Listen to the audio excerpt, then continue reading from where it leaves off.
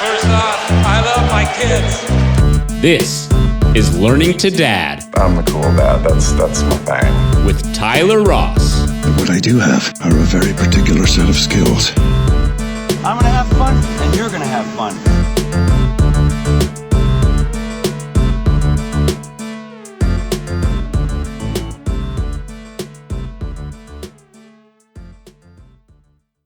All right, this is Learning to Dad. I am Tyler Ross. My guest today is Matt Carson. Matt is an author, former candidate for the Virginia delegate. He was arrested at West Virginia University, where he gained some notoriety for publicly busting up the then school president for his anti-keg and anti-partying rules. He was featured alongside Cooter from Dukes of Hazzard in the Men of Rappahannock partially nude calendar that was put together to raise money for the county school athletic program. He's a founder of Big Teams, a web development company for high school athletic programs, founder of Carson and Machete, a custom blazer company, founder of SiteWorks, a web and software development company, on the board of the Middleburg Film Festival, and one of my personal favorites, he's the co-founder of Outsider Labs, a think tank with multiple projects going on, including riothouse.com, a site that hosts debates ranging from politics and sports to health and entertainment, and even a line of cocoon jewelry. An entrepreneur in the true sense, Matt Carson. You're a pretty interesting fucking guy. Well, thank you very much. That was the best intro I've ever heard. Sounds like I'm doing something. I think you might be doing a thing or two. And I also left out that you're the co-founder of 2 children. Yes. And your husband. I appreciate you having me here in your office in Warrenton. The point of being here is really taking somebody like yourself, someone that I perceive to be, you know, a high achiever, somebody with a willingness to put yourself out there, somebody that's an entrepreneur, and trying to couple that with what it's like to be a parent and how those things cross-pollinate each other. And I just wanted to talk fatherhood with you and parenting. So the first thing that I'll ask you just to get started, you just got back from a huge family road trip. Tell me a little bit about that. Yeah, we took 3 weeks. I took 3 weeks off work for the first time in my life to take that much time off consecutively. And we drove out west and stayed at 11 national parks, 24 days on the road, 7,000 miles. And I wanted to do it for several reasons. One is to show the kids just how big this country is. Yeah. And how different it is. And they quickly grasped that concept that virtually every day it looks like a different planet. You know, you go from Yellowstone to Arches to Moab. You know, these places are just so different than Virginia or Florida or pretty much anything on the East Coast. And plus just the experience of appreciating the national parks, the natural beauty. We banned iPads or technology for 3 weeks. Yeah. And just had an incredible time. Yeah, and so to contrast that with any other vacation that you've gone on, was this the most kind of in-depth, kind of personal growth type of vacation versus anything else? That's a good point. It absolutely was. For me and the kids. I've driven cross-country several times in my 20s, and when you do something with your kids, you are almost doing it all over again. Yeah. Because like I've seen Old Faithful, I've seen the Rockies many times, you know. Yeah. You do it with kids, they are just blown away. I mean, to them it's, you know, magical. Yeah. So you're re-experiencing that. And then the other big thing, I told them ahead of the trip, I said there's only 2 rules. One is no whining, and 2 is if you tell me you're bored, I'm going to say good. Because being bored is good for your brain. Yeah. It forces you to just, you know, let your mind wander. Mm-hmm. So I was trying to really get that concept across to them. Yeah. That, you know, when you're in a car for 8 hours through Kansas, flat, you are going to be bored. Yeah. And that is good for your brain. It's brain food in a way. So did you see them kind of evolve and change over the course of that 3 weeks and all of those experiences, and their desire to have the iPads or their desire to not be bored or to be constantly stimulated? Did you perceive some kind of meditative overlay or anything in them as you were on that trip? I absolutely did. After day 2, they quit talking about iPads. In 2 days? In just 2 days. I got them just blank notepads with pens. Yeah. So if you're bored, you can draw, sketch, doodle, journal, whatever you want to do. And they quickly adapted to getting enjoyment out of that. Yeah. The thing that made me really proud was we didn't stay in a hotel that many nights. Most nights we were camping. The nights we were in a hotel, they complained that they weren't camping. No kidding. So I said, okay, I've done my job. So compare that to kind of the lifestyle you live on a day-to-day basis. You live in the country, right? And, you know, have some acreage. And, I mean, do the kids spend much time outside as it is now? Well, first, how old are your kids? My daughter's 11 and my son is 7. Okay, so they're in a generation that's seeking screen time. Absolutely. Yeah. So do you try to pare that down at home? And what do you do to do that if you do? Yeah, I treat the iPads like a TV. Mm-hmm. You know, growing up, we could only have so much TV time. Yeah. I do the same with an iPad. You know, I think it's good. There's good things that come from the iPad, but we don't need to be on it all the time. I would rather them. This is a funny husband-wife discussion, but I'm in favor of stitches and bruises and cuts and the occasional broken bone. Probably have a couple yourself. Exactly. Yeah. You know, it's weird to say you're in favor of that, but the way you get those is because you're living a little bit dangerously. You're climbing trees. You're running across rocks. You know what I mean? I think it's a natural tendency, especially for my wife and most wives, from what I understand, to say, be careful. Yeah. You know, whoa, you're running too fast, you know, down the whatever. I do the opposite. Yeah. Unless they're trying to wrestle an alligator, I stay out of it. Yeah. You know? Yeah. And I think a couple of things. One is it teaches that pain isn't the end of the world. Mm-hmm. You know what I mean? Yeah. You're going to get cut up. Like I told someone, pain's supposed to hurt.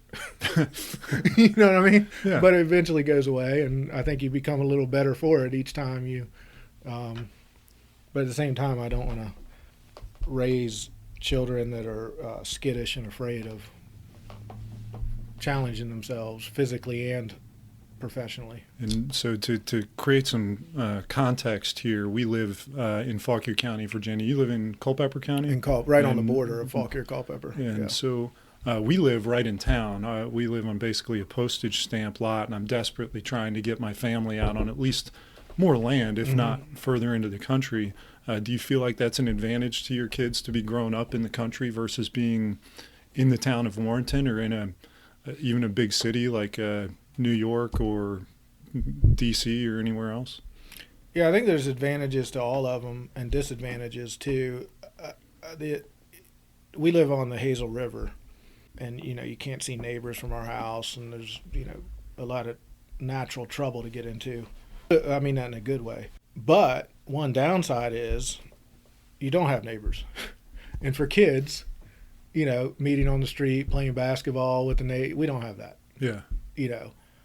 So there's advantages and disadvantages to both. Like in order for kids to come over, you have to arrange that. Mm-hmm. It has to be planned because you got to drive, all the way out. So did you grow up in the same way that they're growing up now? Do you think that influenced your decision to create an environment in which they grew up, that you were content with the way you did it or discontent and created a life kind of based on your experience? Probably. Yeah, that is how I grew up for the most part. We had a creek, getting muddy, climbing trees. I mean, growing up in the 80s and previous generations, our parents didn't have to battle with Snapchat and Musical.ly and iPads. Atari got boring after a while. So, Yeah. We naturally were, I think, physical. Because you had to be, to play outside, play with friends. You were doing that stuff. So I really want that and also just a relationship with nature. Yeah. I don't want them to fear nature. I want them to, enjoy it and be comfortable with it and all the things I enjoy, fishing, floating. So for me, nature is kind of a place where I kind of get grounded again and kind of unwind all of the, wrapping around the axle that the day-to-day grind can create. And do you kind of see your kids react that way in nature as well? Like coming from school, I mean, at 7 and 11, it's hard to think of them having real problems, but they have true emotions and they have true relationships and things that are very, very real, do you think that retreat back from school or, events enhances their well-being? I think it does. Yeah, having that outlet. I put in trails through the woods. They have a tree house. I think it does. Plus, I got them every nature book imaginable with bug, bird identification, all that stuff, picture books, because I want them to appreciate, these things. Do you see a contrast with your kids and your kids' friends that grow up in a more kind of urban environment and the way they, either behave or treat other people or the issues that concern them as kids? Absolutely. I mean, one example recently is we have I got the kids a hatchet. Yeah. And, I showed them how to use it, and I let them, my one rule was, the obvious one, you don't use it on other people or even pretend. I think I checked that one off the list. But and then number 2 was don't use it on live trees. They know what a dead tree is. Using it on dead trees, go nuts. That's and part they of the go respect for crazy. nature. Yeah, there's parts of the woods I can show you where there's not a branch that's 4 feet and lower that exists. They literally just clear. I couldn't believe how much labor they put into this. Like you can look right through the woods. Well, we had a family come out, and they live in Fairfax, and Clayton, I overheard him yell to the other kid, "Let's go get the hatchet." Well, the mom freaked out. He may have said gun the way she reacted. Yeah. And I just calmly said, I can show them how to use it if you want. They're not going to. No. My God, that was the worst. Well, Clayton's backup to the hatchet is he has a Swiss Army knife. Yeah, of course. That they whittle with, whittle. And then that was just as bad. So I realized, okay, these are, you do start to see the differences. Yeah, absolutely. To speak about the balance between, nature and the city, I'll flip into kind of balance between work and life, because that's part of the goal of the conversation is to, there's no real metric by which a father can measure their effectiveness as they're doing it. I mean, the result is you have a kid that's not an axe murderer. They don't take that hatchet and bury it into somebody else. Like Chris Rock said, if you can keep your daughter off the pole, yeah, exactly. You're a good dad. You're a good dad, but you don't know until the pole's been put there and they say, no, thanks, I don't want to be on the pole. So let's kind of start kind of at the beginning. Where were you when you had your first kid in your professional life, and how did that balance? We talked about how we had no responsibilities and we could spend our money like it was our money and buy things just for us, and now that has flipped to where we have other mouths to feed and people to take care of and people we care about. But when you had your first kid 11 years ago, where were you in your professional life, and can you talk a little bit about how your perception of what was about to change and what actually changed, and the impact that a kid had on your work-life balance? Yeah, absolutely. So when Emma was born, I had site works, big teams, and a bunch of other experimental projects. And the initial big change was I still work late. I work till 2 a.m. I just always naturally have. That's when I'm most active, is at night. You're a late riser? Yeah. I get up late and stay up late. And what used to happen before kids was we would do that at the office. Mm-hmm. After the phone stopped ringing, we would grab a beer, some bourbon, and stay up late and whiteboard. And when myself and other partners had kids, that ended. Yeah. That was the most abrupt change, that late night, whiteboarding, collaboration, a little tipsy. Yep. The free flow of that ended. Then big teams got funded. The guys who owned the DC sports teams invested in big teams, and we moved that office to Tyson's. And I really, because now we've hired more people, we purchased another company, I really wanted those late night, not every night, but some, you got to have those. Well, then it became, all right, let's get a hotel. Yeah. And Tyson's. Got to let the wife know, the kids know, sports, all the logistics that go into that. It becomes more difficult. It becomes a scheduled thing, and that kind of loses the impromptu, So that's a big one. So then you find yourself just brainstorming by yourself. Yeah. At night For when better or everyone's going to bed. You know what I mean?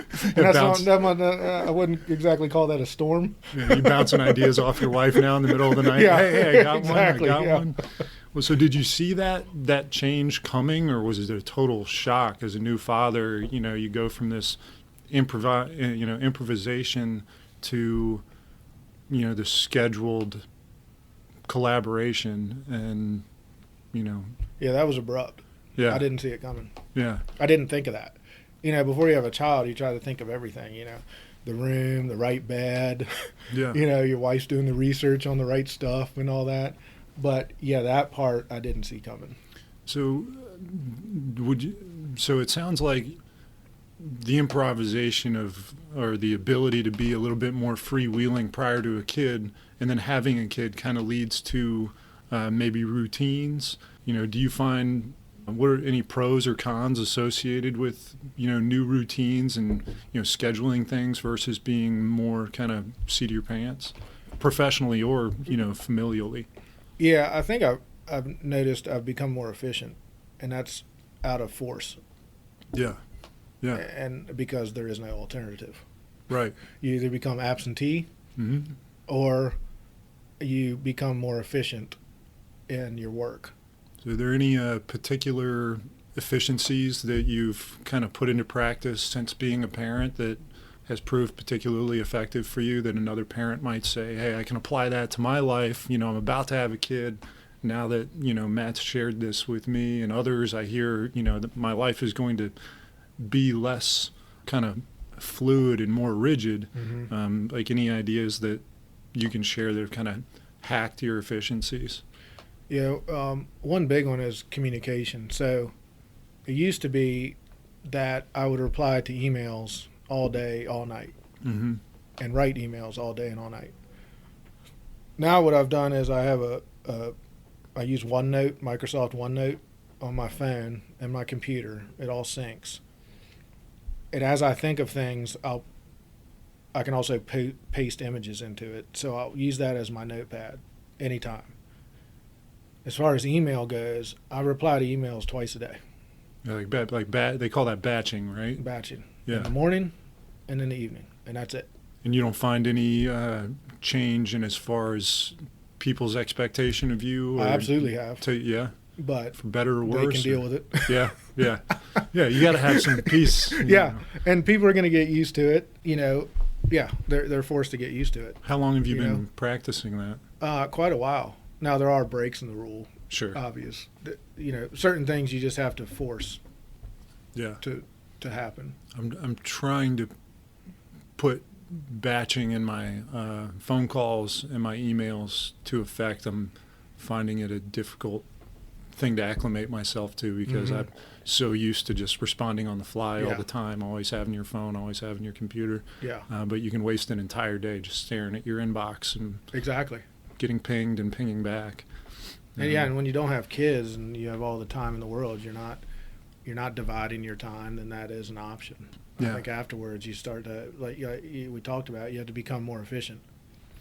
And I think also you become and this also comes with age. I think it's a mixture of age and experience and having kids. Is you become more efficient with your decision making, more efficient with your tasks, and better at deciding what ideas to chase and which one to let fall away.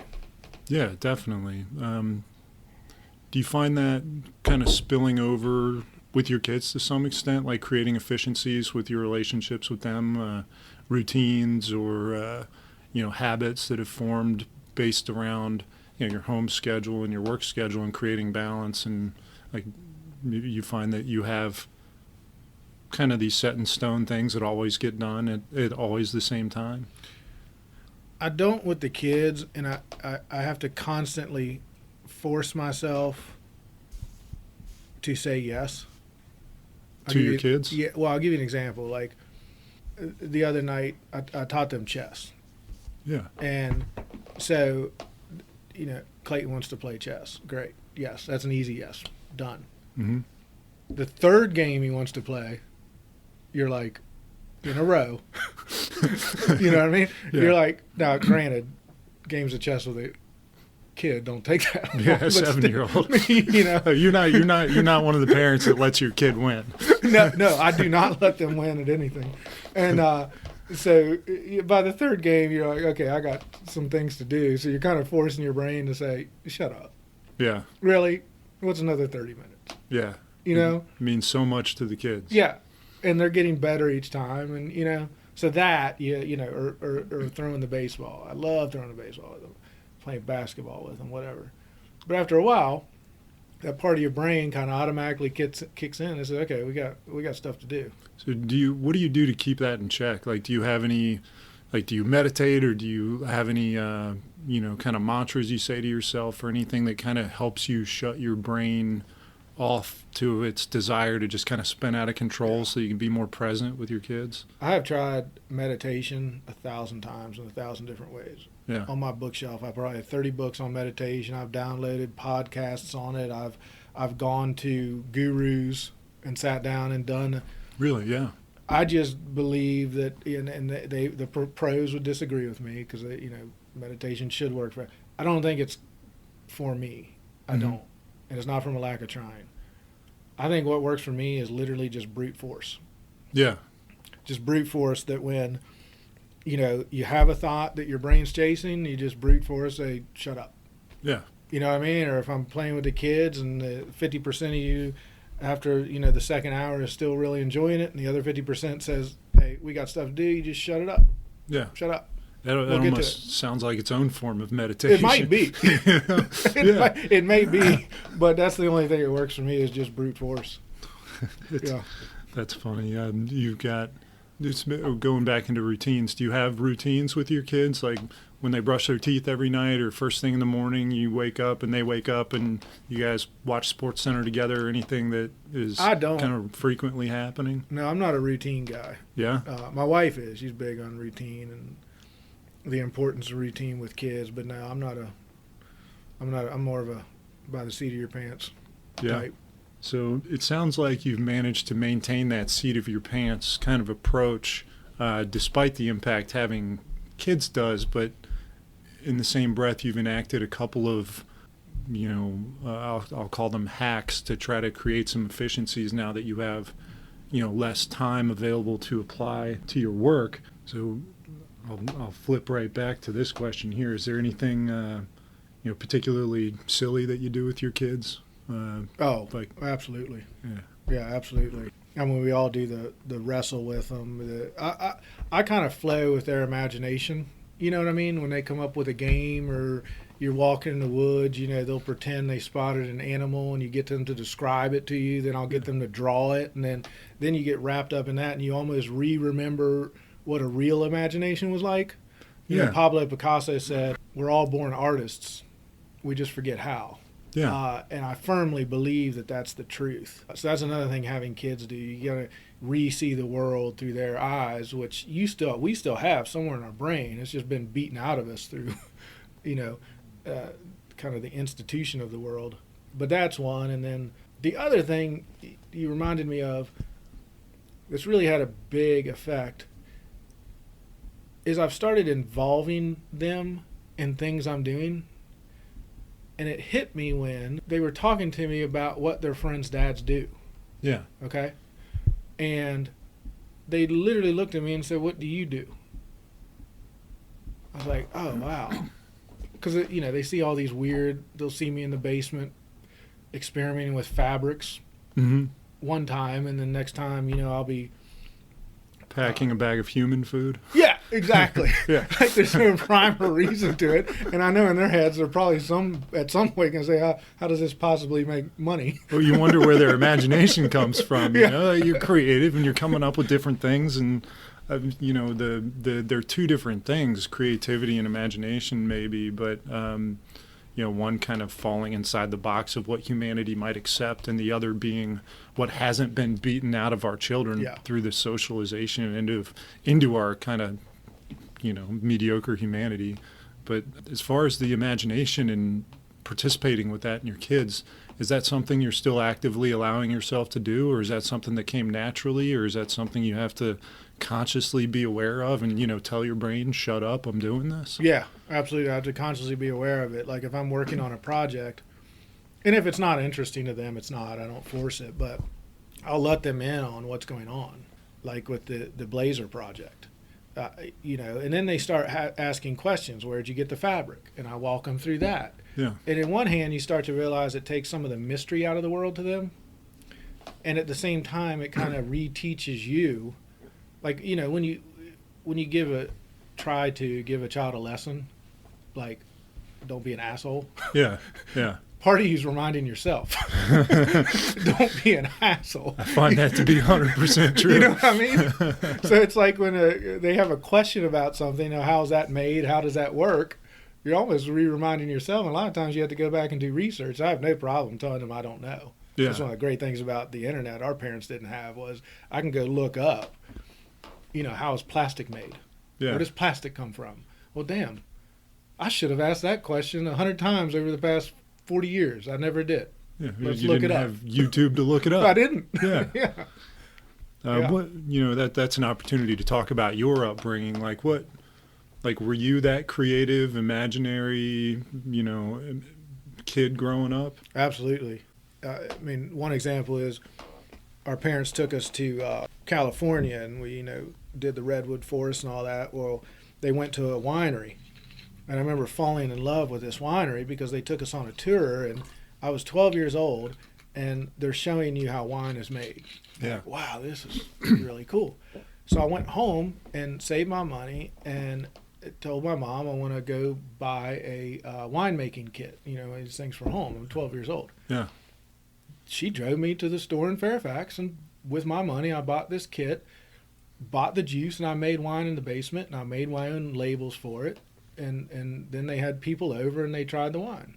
Now, she later admitted it was god-awful. Sure. But at the time, they're like, wow, this is, Your whatever. parents rolled with it and were Yeah, they rolled supportive with of it. And I think back on that example and others all the time that it's an easy reaction as a parent yeah. to say no. It's almost like the first thing, like when a kid has to do no. But if I stop, which is, again, this is brute force, Mm-hmm. and then just say, why not?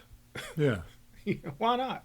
What do you think it is that you could share about your ability to do that, to be mindful enough to, however you do it, to shut it down? Because like you said, you've read tons of books and watched videos and even seen gurus, and you've decided that the way that's best for you is just brute force. That had to be an experience to get to that point, to actually be conscious enough to know that it is brute force that works for me. And can you elaborate on that a little bit? Is there anything that you could suggest that a parent do that's struggling with, shutting off their monkey mind so that they can be more present with their kids? Yeah, I live by the mantra of, in terms of professional, in terms of business, of why not? Let's try it. Yeah. So try to apply that to my personal life, which is just taking a beat before you say something. Mm-hmm. It takes discipline. Yeah, in your relationship, particularly with your kids and your wife and friends. Because you start to realize at some point that everything, you talk about routine, that your life becomes a routine. Mm-hmm. Get up, take a shower, get your coffee, go to work, come home, do X, whatever, have dinner, watch TV, go to bed. Yeah. Do it all over again. Mm-hmm. So to break that up with whatever it is,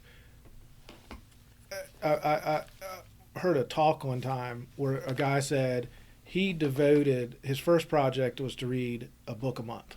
Yeah. Okay. Then the second year, he wanted to learn a new skill a year. So he continued to read a book a month, but he added on a new skill a year. So his first one was harmonica or whatever. And I came away from that like, wow, that's so simple, but what a difference it makes. Yeah. So I've always been a reader, but there was no, I don't want to say you have to put discipline behind it and make a schedule and a calendar. It's just try. Mm-hmm. You know what I mean? This isn't exactly answering your question, but it's becoming more conscious of what you do day by day, week by week. Yeah. And I think as a parent, having kids, that you run across a baby picture every now and then. You're like, damn.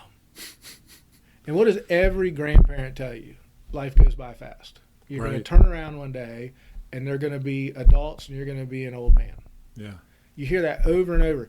I don't think it starts to sink in for a while. You almost have to say it to yourself to say, you know, it's one question, what do I want to get out of life? But it's another question to say, what do I need to do to shake things up? Yeah. Because otherwise, this routine I'm going to keep doing, I'm going to turn around, I'm 65 years old, 75 years old, you know? Yeah. Yeah, Jesse Itzler from Marquee Jets, and he talks about his life resume all the time. An interesting person to listen to. Yeah, Living with a Seal. Yeah, exactly. David Goggins, awesome dude. But he talks about a routine constantly, and then how routine is great, but it can become a rut. Yeah. And so you have to bust up that routine every now and again so that you feel like you can slow time down, because having a 3-year-old and a 4-year-old, I feel like every time I blink, I'm time traveling to seeing my kid that much older than I did when I blinked last time. And it's a wild experience to watch, and I'm trying to come up with ways to slow it down. That's part of what's motivated me to, have a conversation like this. So to continue on, how would you say your parenting style might be different than maybe your wife's? How do they compare and contrast, where you're slowing everything down and saying yes to everything, and go hurt yourself, go bruise yourself, learn from experience and these things, and how do they complement each other, and how are they kind of at odds? Yeah, other than the example, the natural, want to say slow down, hold on, don't do that, you'll hurt yourself. We're pretty similar in the on the other side. Like the last minute, hey, it's Friday, let's go camping. Yeah. Type. The other side, we're pretty similar, thankfully, that, the why not attitude. Driving cross country for 3 weeks kind of solidified that. Did you kind of grow that together, or were you kind of already that way, and that's what drew you to this life in the first place? Yeah, I think you're right. I think we're both a little bit wild. Yeah. so it works out in that respect. Yeah, so being a little wild, do you see you or your kids' moms in your kids? Like, what kind of qualities do you see that you have, that your kids have, that you like, or feel like you got to kind of work out of them because they didn't treat you right, or they did treat you right? Yeah, no, absolutely. And on one hand, it scares the hell out of you. I took them down to an alligator facility in Florida, and they're literally 12, 14-foot alligators that they're feeding chickens to. Yeah, down there. And Clayton immediately asked, how do I get down there? Right? Right. And I said, no. We stand here behind this fence and watch it. He got mad. I mean, really mad at me. Yeah. And it occurred to me that this whole time I'm talking up this, all day. We're going to go see these alligators. He's like, sweet. Let's go. You know what I mean? So there's part of him where you see yourself like, oh, shit. Yeah. We're in for a world of adventure with this one. So your perspective of yourself so far has kind of been, you're an enabler, say yes, let's do this, let's work on it together. Do you think if you asked your kids the same question that they would say, oh man, Dad is all about doing whatever we want to do because we want to experiment and go do it and try it? Or would they say he's a total buzzkill? That's a great question. I'm going to try that. That's a great question.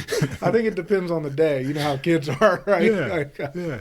Oh, no, he doesn't let us do anything. And then another day it'd be like, no, it's awesome. It's a great opportunity to ask you about punishment. There's certainly times that they did something that you would have done that that you got punished for. And can you talk about maybe the way that you were punished by your parents for doing something, and if you were punished at all, and the way that might have influenced how you punish your kids, if punish is even the right word? Maybe it's teach them something versus punishing them. Yeah, what I try to do is the kind of try that again thing. Mm-hmm. Like, for instance, lesson 1 in life: don't be an asshole. Mm-hmm. Life becomes a lot easier if you're not an asshole. But when they're being an asshole, then I try hey, let's try that again, buddy. Yeah. You know what I mean? That doesn't work. Yeah. I try that. And then the easy go-to is you take things away. Yeah. Every parent does. Yeah. You take things away, But then some kids are just tough, and that doesn't have an effect, You embarrassed by anything you've tried to do to punish your kids? Oh, wow, that's a good one. Embarrassed. I'll have to think on that one. Or like wish you hadn't done it, or... Yeah, actually, yeah. So... when you pull your car in a parking lot and the kids just swing the doors open. Yeah. And you try to look, there's a car, whatever. Clayton just was mad and swung the door open and nailed another car. Yeah. And I instantly reacted. There was no thought behind it. Yeah, no beat that you talked about. Yeah. Yeah. I mean, I really yelled, Yeah. And then he starts tearing up, and then you're like, oh shit. Yeah. So I just had to talk with him, like, look, buddy, I'm sorry. That was just a reaction. But I've told you 100 times, like, just now you see what happened. There's a dent in this car, so I write a note and put it on the windshield wiper. Mm-hmm. And then the dude called like 2 days later. Yeah. And Clayton was there, thankfully, so he heard my side, of the conversation. And the dude was cool. He's like, man, it's an old truck. I'm not worried about it. Thanks for the note. But anyway, it's like a moment like that you do want to show the kids you do the right thing. Yeah. But yeah, the reaction was bad. I think everyone does that at times, and you just have to kind of remind yourself, like, chill out. They did not do that on purpose. Yeah. They're a kid. Yeah. So it kind of comes down to that a lot. It's like, bite your tongue. They're a kid. But they're capable of so much more than we give them credit for, I think. I find a lot of what I do is convincing myself to just get out of the way and let them do stuff. But to stay on that topic, do you have any like vivid memories of being punished yourself? Like anything that impacted you as a kid that your parents did that you went, wow, I was really out of line and I can't believe they behaved that way, or you had a regular reaction to the way that they tried to discipline you or, kind of control your behavior?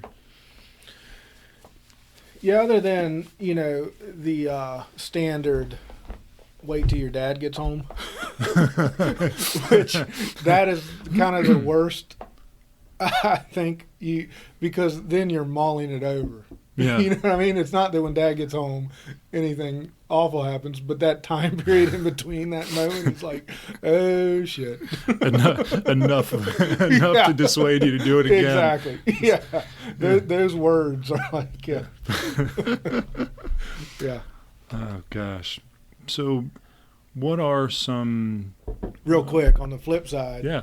Heather called me not too long ago. I can't even remember what Clayton did, but she said, I told him, wait till your dad comes home. Right? So then now I'm on the other side of this, and I'm like, well, shit. What am I supposed to do? Whatever she said didn't even sound that bad to me. But it's like, well, damn. Now the pressure's on me to perform.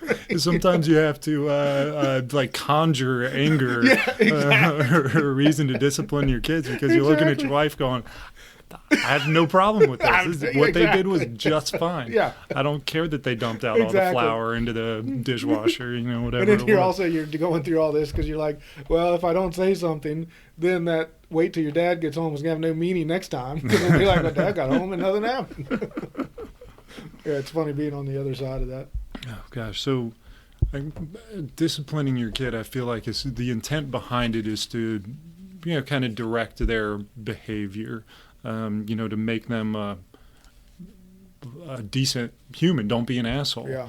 So, like, what do you feel like is your role as a dad to shape that? Like, how do you shape that? And, what do you do as a father to help prepare your kids for life so that they're not shocked by it when they enter the world economy or the job market or relationships with somebody that they love or fall out of love with, or friends that, their friendships go sideways. Like how do you teach your kids to, kind of, how do you prepare your kids for life?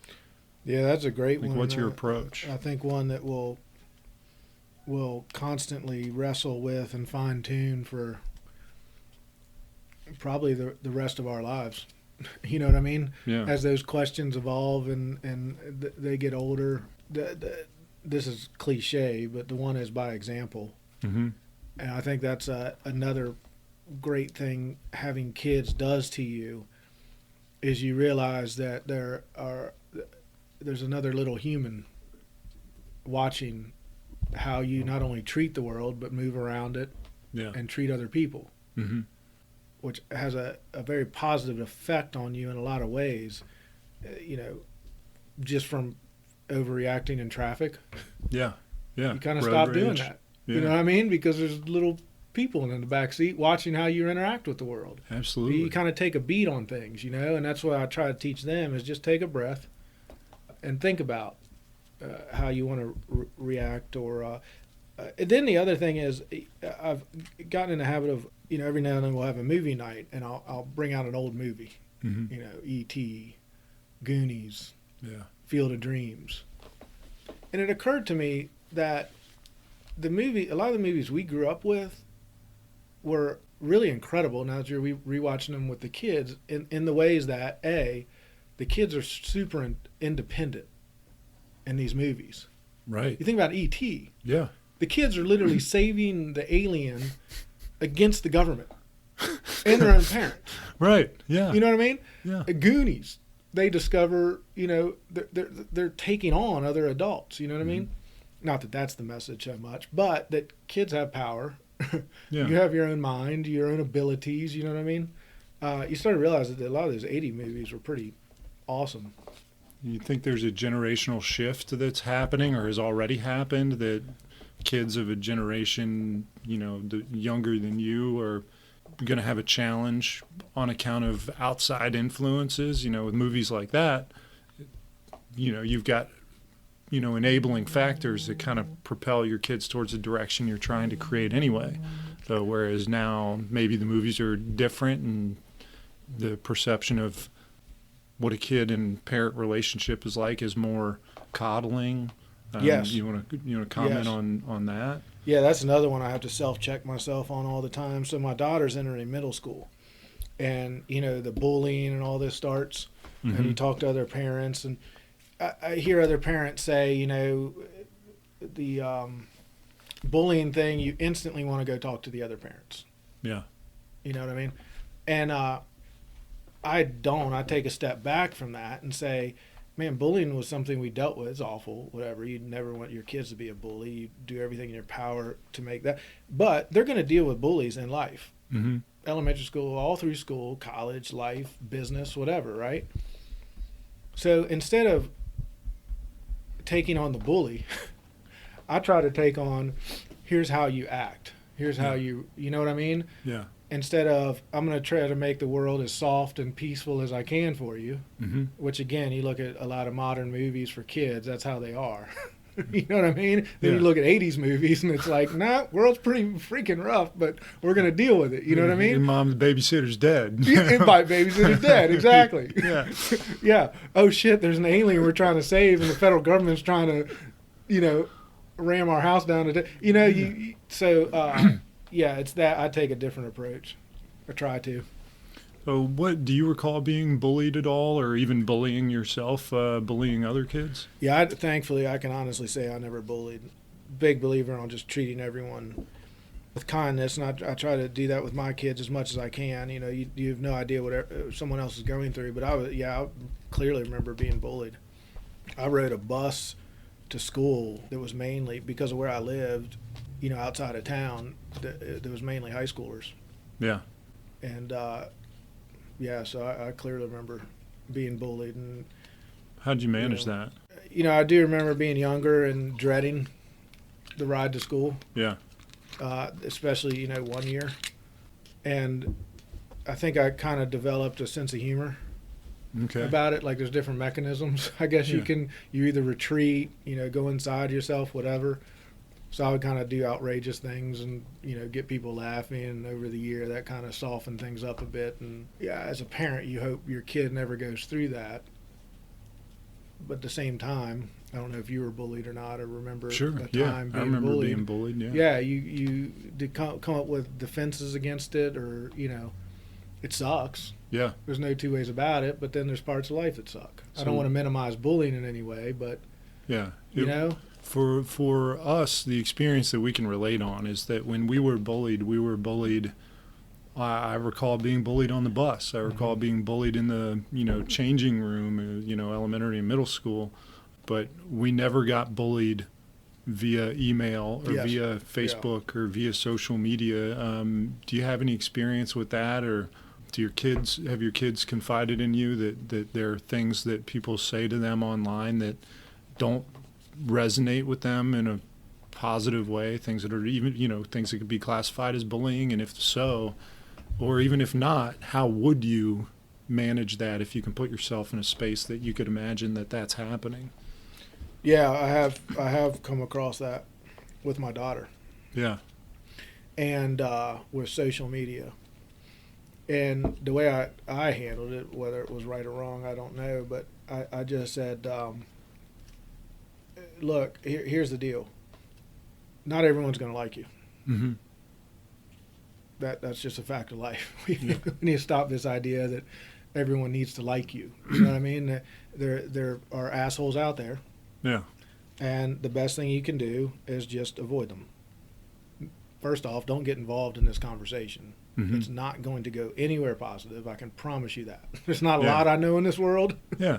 But like Mark Twain said, when you argue with an idiot, they drag you down to their level and beat you with experience. Okay? There's one thing I know, you're not gonna win there. So do you feel like that's kind of absorbed into your daughter's mind, and she's kind of managed the experience in a productive way? I think it has. I think she's those conversations of when you talk to your kids, you never know what it's going to take and what's not. But I think that one did, because she realized with her other friends that continue in that world, it's not ending well, and then they end up complaining to her about it. Well, she's already ejected herself from those conversations and that environment, and I think she's learning quickly in the real world that you're not going to fix it.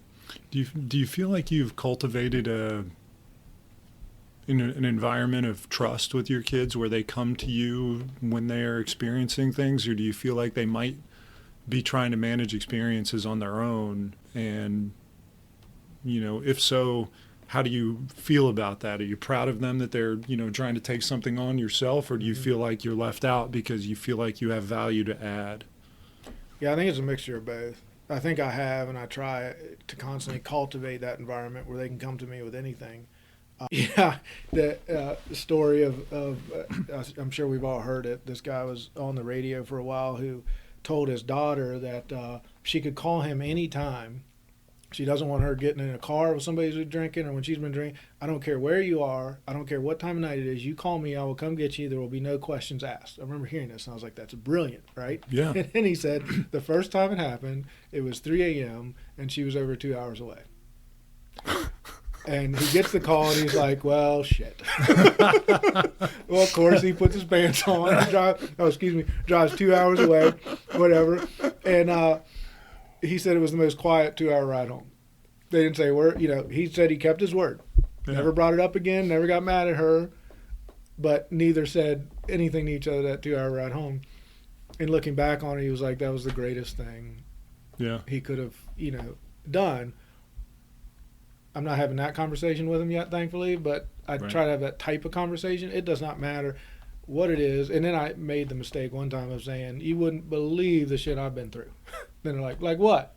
And I go, crap. Now I got to come up with an example. But yeah, I try to. But I know it's just a fact of life that there are other things they're dealing with, I'm sure, that they keep to themselves and deal with it on their own. At the same time, you're proud of that, and you just hope they do it well. So being proud of that, Are there any milestones that you've experienced as a father that you're particularly proud of? Anything that, you didn't expect of yourself, where you kind of exceeded your own expectations and said, if I could just tap into that more, or do that more, or I feel like the way I just behaved or the way I didn't behave, this is a moment in my kid's life that I feel like it just made a positive impact on. Yeah, one is, I think a benefit of this area and a lot of areas is there are all kinds of people with all kinds of backgrounds and all kind of economic situations, right? Mm-hmm.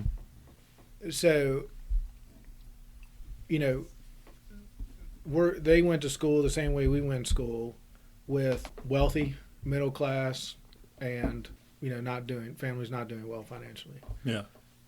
And if you can accept all of that and be comfortable with all types of people and relate to all types of people and enjoy all types of people, then I think you're going to have a pretty good life, So the area we live in does a good job of that. Yeah. For us. But I think we have to, there are conversations that have come up mm-hmm. with, one family they had a play date with.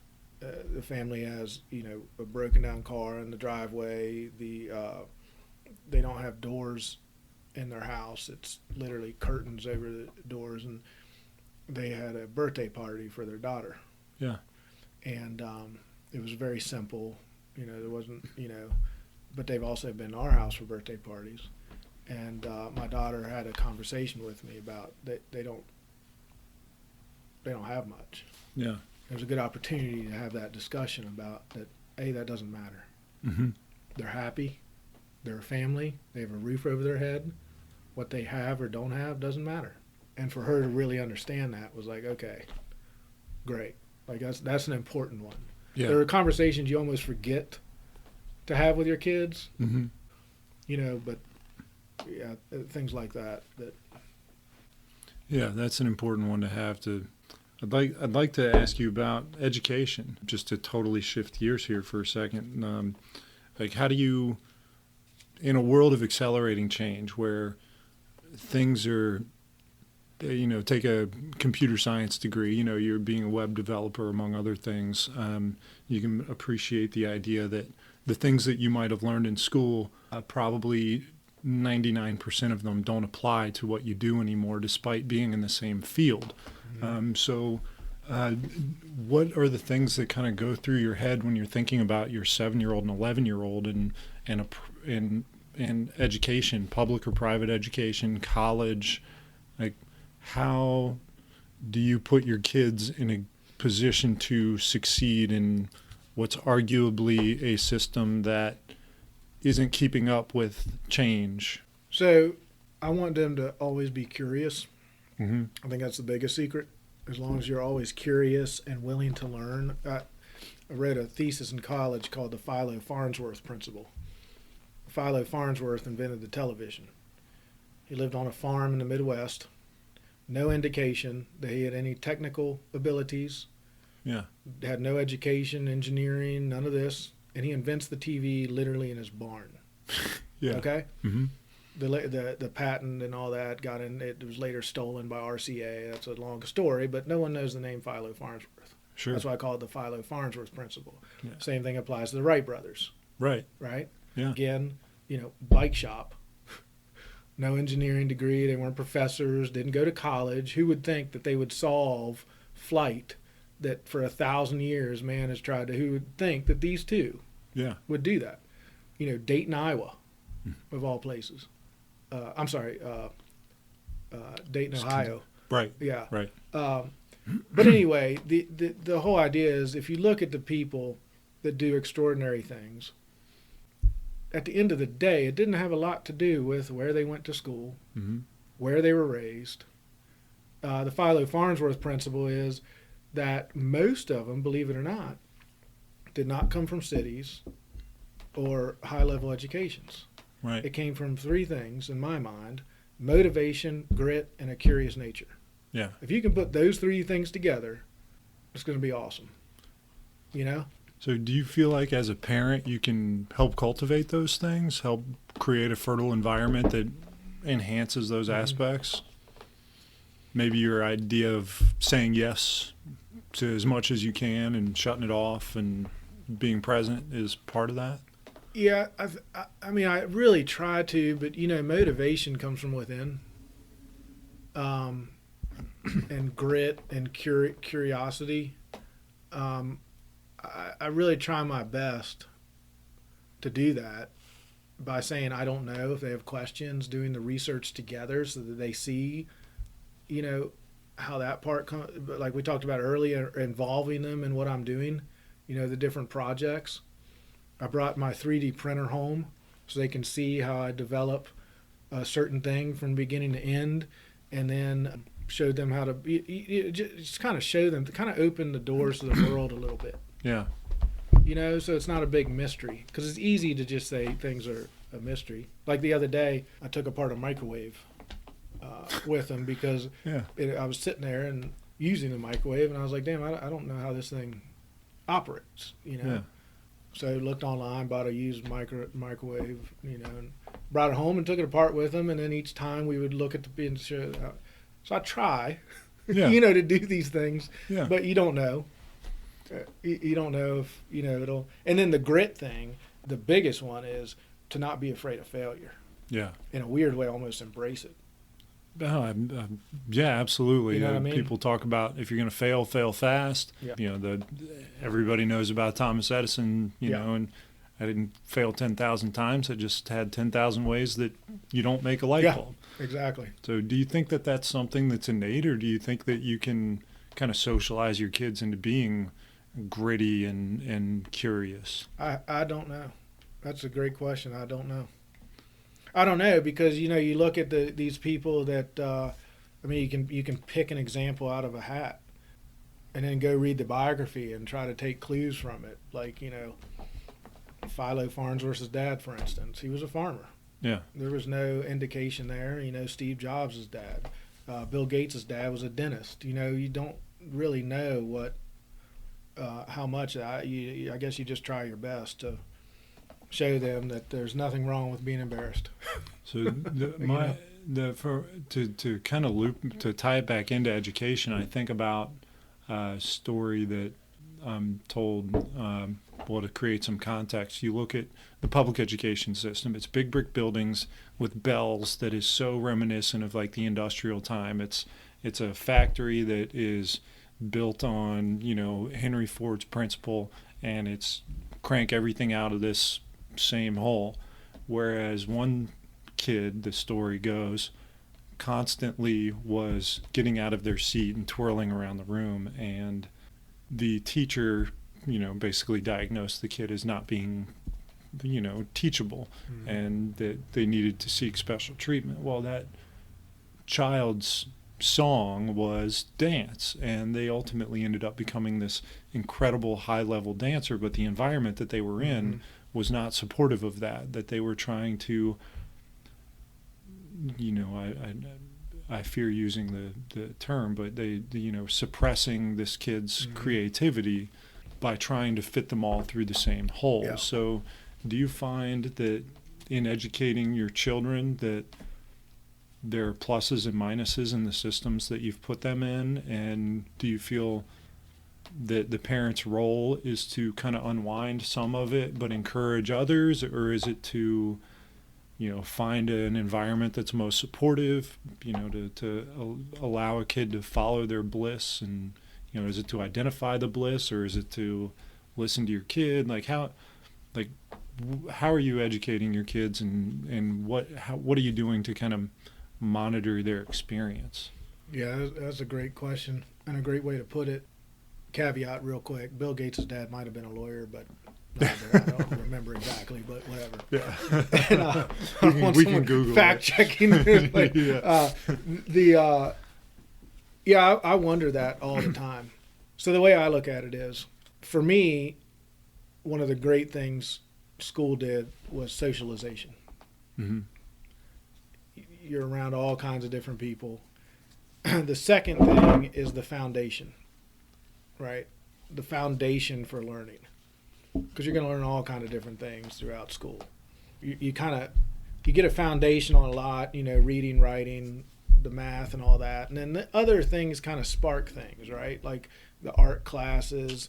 And plus, they are around all kinds of teachers with all kinds of different backgrounds and all kinds of interests.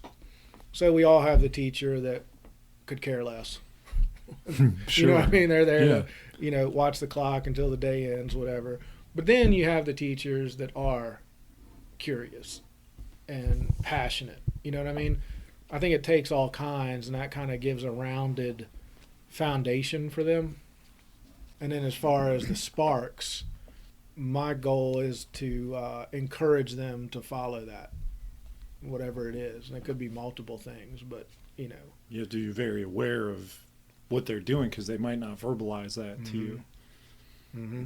All right, so I'm going to jump into, I'm not going to call it a lightning round yet, but we'll have some quick ones. So the first thing, is there anything on your not to-do list as a father? I can't think of anything. Like you mean like activity-wise? Yeah, things, do like in the sense of, the way you treat your kid or the way you react to your child or, if another parent is listening, what is something that you would say as a dad, don't ever do this? Oh, boy.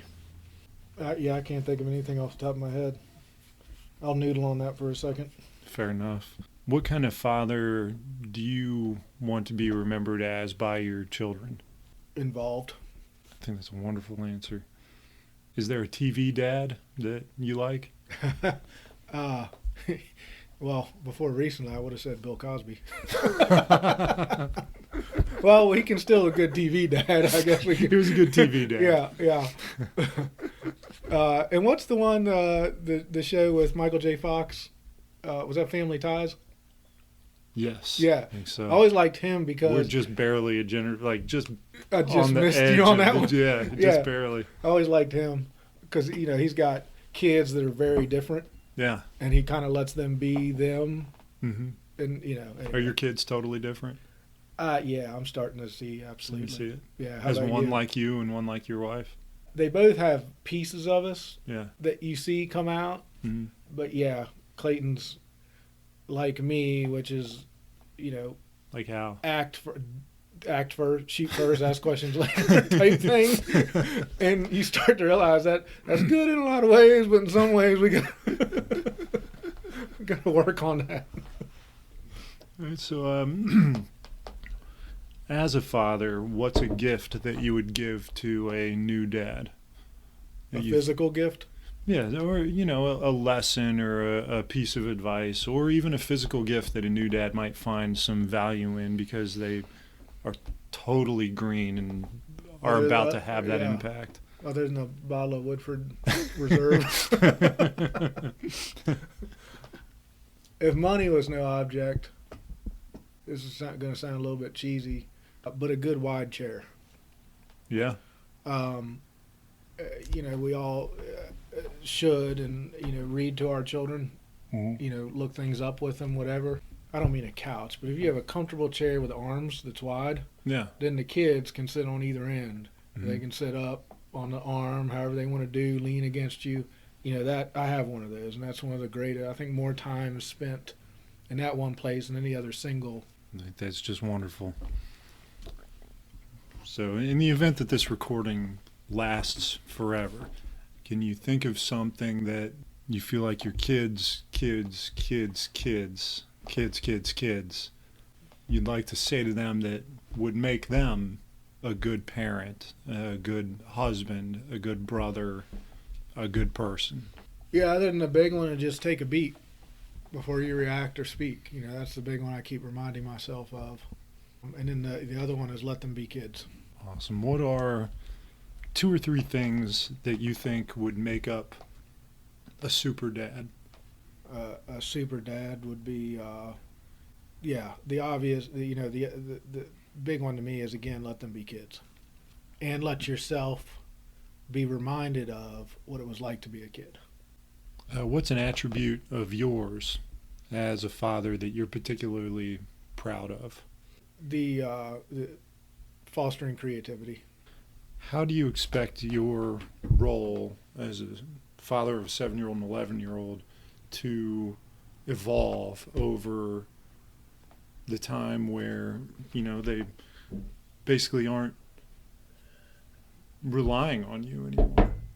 Yeah, my dad keeps reminding me I'm going to get dumber and dumber. It's all relative. You know what I mean? So, we all know that when you're a teenager, our parents know nothing. You know what I mean? Right. Like, all they're doing in life is holding you back. If they would just get out of the way and let you at the world, things would be fine. Yeah.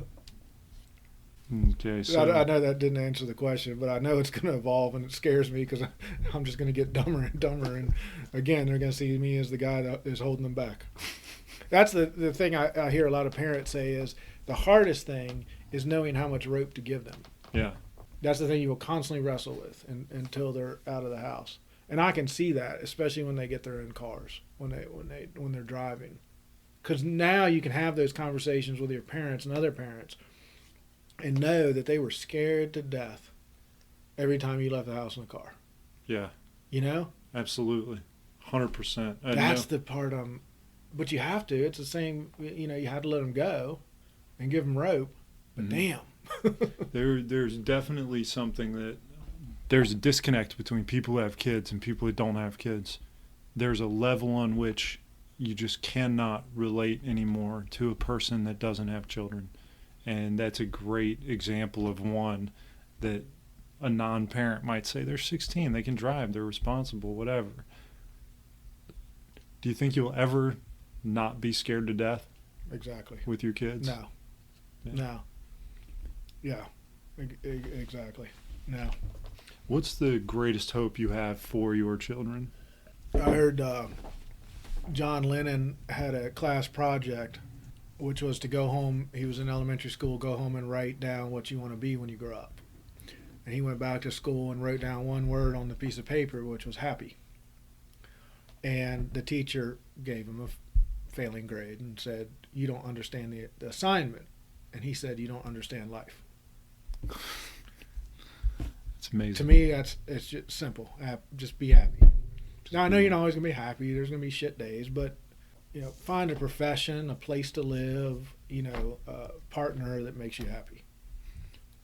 So if you were to break down your life as a book into, let's say, 3 chapters, the first being before kids, the second being, having kids and the experience of raising them, and the third being them flying the nest, can you think of what those chapters might be called? Chapter 1 be the shitstorm.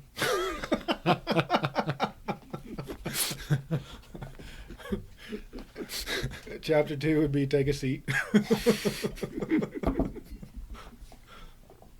and 3 would be hopefully hang on. Okay, and I'll end this with a question that Tim Ferriss likes to ask at in his podcast, which is, what message would you put on a billboard? And I mean that in the sense of what message would you give other dads, expecting dads of young people, dads of kids younger than yours, a message that, anything, for whatever reason, what do you feel like they should drive by, look at the sign, and read? I would go back to let them be kids. Let them be kids. Yeah. Awesome. Well, I'll call that a wrap. I appreciate your time and Awesome questions. And I hope that other dads out there get something out of this. So thanks a lot, man. Thank you very much.